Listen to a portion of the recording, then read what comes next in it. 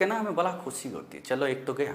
ऐसे ही ना, जैसे मैं ना, देखो ये सब फार्मूला जैसे किसी को नहीं याद होता है ना, तो उसको देख के ना हमें बड़ा खुशी होती है। चलो एक तो गया। ऐसे ही ना, जैसे मैं IIT 2000 में देने गया था एग्ज़ाम, है ना, तो 2000 जो है ना, 2000 मतलब जानोगे ऋतिक रोशन का साल था वो, है ना, मतलब आया था, मतलब अच्छी मूवी आई थी, बड़ा फेमस था। तो जनवरी में ही आया था, जनवरी में ही हम लोग का स्क्रीनिंग हुआ था और उसके बाद अप्रैल में मेंस हुआ था। मेंस मतलब सब्जेक्टिव। तो स्क्रीनिंग में ना कुछ बच्चे पास हुए थे, 21,000 लोग पास हुए थे, जो 3,000 लोग फाइनल में होने वाले थे।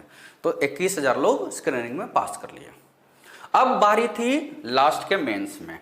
तो मेंस में सब्जेक्टिव पेपर आते थे, यानी 21,000 लोग यदि पास हुए तो नेचुरल है दे आर गुड, है ना, वो अच्छे ही होंगे। मैं भी पास था उसमें, तो अच्छे ही होंगे। अब मेंस के लिए क्या हुआ ना, मैं एग्जाम देने गया सेंटर पर। तो होता क्या है ना, जैसे 8 बजे से एग्जाम है, सुबह 8 बजे से एग्जाम है, तो वो बोलते थे कि 6:30 तक पहुंच जाओ गेट पर, 7 बजे गेट खोल देंगे। अब मैं पहुंच गया भाई, गांव का आदमी 6 बजे पहुंच गया गेट पर। और हमने देखे बहुत सारे बच्चे कुछ कुछ ग्रुप में उधर बैठे हुए हैं, सारे जो वही थे जो एग्जाम देने आए थे। अब कोई ग्रुप ऑफ स्टूडेंट्स मैंने देखा, वो याद कर रहा था cos 2 theta is equal to 2 cos square theta minus 1 sin 3 theta is equal to 3 sin theta minus 4 sin cube theta tan 3 theta and so on. इस तरीके से वो फॉर्मूले याद कर रहा था। अब उसको मैंने देखा, सुना, चूंकि वो आवाज चिल्ला चिल्ला रहा था, तो जैसे ही उसको देखा मैं बड़ा खुश हो गया। एक तो गया, या इसके जैसे और तो गए, क्योंकि they are not your competitor. जो एग्जाम IIT मेंस, मेंस का मतलब ये इधर वाला भी मेंस नहीं जो ऑब्जेक्टिव होता है। पुराने जमाने में सब्जेक्टिव को मेंस और ऑब्जेक्टिव को स्क्रीनिंग बोलते थे 2006 तक। मतलब IIT का सब्जेक्टिव पेपर जो one of the tough most paper होता था उस जमाने में, उसके आधा 1 घंटे पहले बच्चा मैथ्स के फॉर्मूले याद कर रहा है। तो ये सब आपके कॉम्पिटिटर नहीं हैं। आप यदि अच्छे हो तो these are not the competitors. ये तो ऐसे ही जाने वाले हैं, देख के खुश हो जाओ। एक तो गया, हमें तो और आगे बढ़ना है भाई। कंपटीशन का, हेल्दी कंपटीशन का मतलब क्या होता है कि हमने किसी का बुरा चाहा ही नहीं और हो गया उसका, है ना। इसी को तो हेल्दी कंपटीशन बोलते हैं भाई। हमसे वो पूछेगा तो हम बताएंगे फॉर्मूले, लेकिन ना पूछे वो खुद ही अपने हिसाब से करे और गलत कर ले। तो ये सब ध्यान रखते हैं। तो देखो बच्चों, हमेशा फॉर्मूला याद होना, नहीं याद होना, ये कभी आपका जेई एडवांस डिटरमाइन नहीं करेगा। जेई मेन में थोड़ी सी सहूलियत होगी, टाइम बचेगा यदि फॉर्मूले ज़्यादा याद है तो हम हमेशा बच्चों को बोलते हैं कि रोज सुबह उठ के, या जहाँ तक जो भी मेमोरी बेस्ड, जिस टाइम सबसे अच्छी आपकी पोटेंशियल है, होता है ना, कोई नाइट क्रिएचर होते हैं, कोई दिन का क्रिएचर होता है ना, कोई रात में 12 से 3 बजे तक बड़ा अच्छा माइंड चलता है उसका, तो उस टाइम ही करें। लेकिन फॉर्मूला डेली बेसिस पर रिवाइज करें, उन टॉपिक्स के भी जो टॉपिक आपके नहीं चल रहे होंगे। क्योंकि जो हम भूलते हैं ना, उसी के चक्कर में दिक्कत होती है। दूसरा, मोटिवेशन बोलो या डीमोटिवेशन बोलो, वही जितने भी लोग फेल होते हैं ना बेटा, जितने भी लोग फेल होते हैं किसी जेई मेन या जेई एडवांस के पेपर में, उन सारे बच्चों का कोर्स खत्म होता है तब जाके वो फेल होते हैं। फेल होना कोई छोटी मोटी बात नहीं है, उसके लिए हमें कोर्स खत्म होना होता है, टीचर के द्वारा, कोचिंग के द्वारा, खुद के द्वारा। जिसका खत्म हो जाएगा ना, खुद के द्वारा मतलब रिवीजन के साथ, क्वेश्चन प्रॉब्लम्स बार बार अटैक किए जा रहे हैं उस प्रॉब्लम्स को, तब वो पास की कैटेगरी में होता है।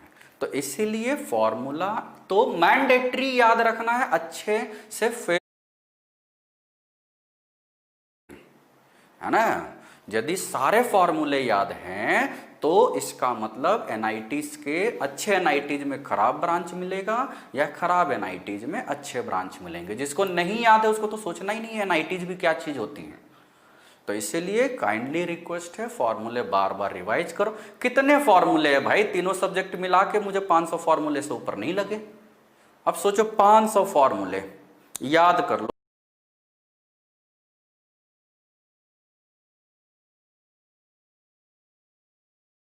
हर एक फॉर्मूले पर 5-5, 6-6 क्वेश्चन की प्रैक्टिस कर लो। 2500 क्वेश्चन, 3000 क्वेश्चन, यदि कोई बच्चा 3000 क्वेश्चन कर लेता है बच्चे हुआ, यदि हम देखो जनवरी एडिशन, तो जैसे कुछ कुछ बच्चे बोल रहे थे कि जनवरी एडिशन के लिए क्या करें, जनवरी अटेम्प्ट के लिए, तो मेरी पर्सनल जो ओपिनियन है कि जनवरी में एग्ज़ाम कब होता है, जब उसका नोटिफिकेशन अक्टूबर में आता था। 15 अक्टूबर से 18 अक्टूबर के बीच ना नोटिफिकेशन आ जाते थे, चाहे 2019 की बात करो या 2018 जो 19 वाला शुरुआत हुआ था, दोनों साल। आज है 16 नवंबर, 17 नवंबर, इसका मतलब जब अभी तक नोटिफिकेशन नहीं आया है, 1 महीने लेट हो गया, तो 100% है कि जनवरी तो कम से कम फरवरी तो जाएगा है। क्या पता नोटिफिकेशन यदि आ जाए तो फरवरी में एडमिशन मतलब एग्जाम होंगे, 1 महीने बाद आए तो मार्च अप्रैल तक शिफ्ट हो जाए, कुछ कह नहीं सकते अभी।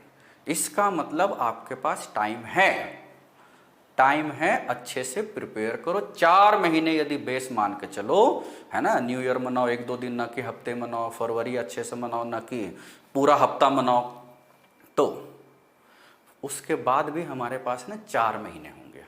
4 महीने 3000 क्वेश्चन या 4000 क्वेश्चन भी रख लो भाई, 4000 क्वेश्चन 4 महीने, 1 महीने में 1000 क्वेश्चन, 30 दिन का महीना मान लो, तो ऑन एन एवरेज 30 से 32 क्वेश्चन या 33, चलो 33 ही एग्जैक्ट, किसी दिन 35 रख लेना, किसी दिन 40 रख लेना, यानी डेली इतने ही तो क्वेश्चन करने हैं। 4000 क्वेश्चन तीनों सब्जेक्ट यदि मिला के कर लिए ना, तो 75 में से कम 15 क्वेश्चन तो एज इट इज आ जाएंगे, वो 15 मिनट में निपटा दिए। बाकी क्वेश्चन 4-4 मिनट लेके 30 क्वेश्चन और कर लो, 40 क्वेश्चन और कर लो, 75 में से 40 से 50 कर दिए ना, आपके एनआईटीज में, अच्छे एनआईटीज में अच्छा ब्रांच मिल जाएगा। 75 में से 50 बहुत होता है क्वेश्चंस, ठीक है। तो ये एक बेसिक रिक्वायरमेंट है, हम ऐसा नहीं बोल रहे हैं कि भाई 30 क्वेश्चन के बस खेलना कूदना शुरू, आईपीएल देखना शुरू, वेब सीरीज देखना शुरू, भाई ये मिनिमम रिक्वायरमेंट है ना। कोई 40 क्वेश्चन करेगा, कोई 60 क्वेश्चन करेगा, तो नेचुरल है जो बच्चा जितना ज़्यादा क्वेश्चन कर रहा है उसका तो हक भी बनता है ना भाई कि उस एकेडमिकली वो आपसे ज़्यादा इम्प्रूव हो।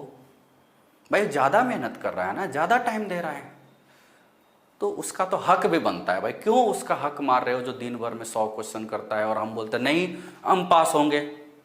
ऐसा नहीं हो सकता। केवल एजुकेशन ही है जो अभी तक पार्शियलिटी नहीं देखता है, बाकी तो हर जगह देखो कुछ न कुछ दिक्कत चल रही है ना। चलो अब काफ़ी है। अब